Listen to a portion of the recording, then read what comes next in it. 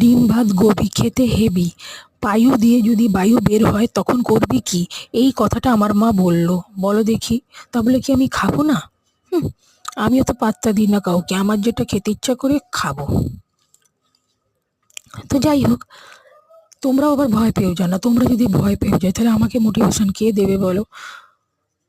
তো যাই হোক, এই দেখো, আমি ভালো করে নুন টুন সাজালাম। এবার ভাতে হচ্ছে, ভাত বলে না, নুনটা ভাতে দিলাম, আর কি বলবো। এই যে গোবির তরকারিটা দেখছো কি অপূর্ব খেতে হয়েছে, পাতলা, বেশ হালকা পাতলা। হ্যাঁ, তোমরা হয়তো কেউ কেউ রিচ খেতে ভালোবাসো, কিন্তু আমি না একটু খুব একটা রিচ খেতে ভালোবাসি না, কারণ ওই যে বললাম, পায়ু দিয়ে বায়ু বেরিয়ে যাবে, ওটাই আমার সব থেকে বড় অসুবিধা।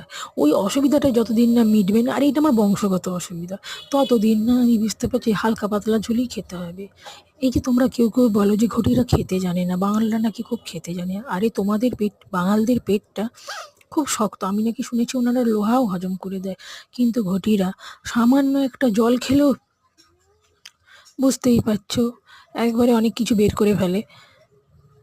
কিছু করার নেই, সেই রক্তই তো বইছে এখন, নিরুপায়। তো চলো আমি খাই, আর তোমরা আমার খাওয়া দেখে এনজয় করো।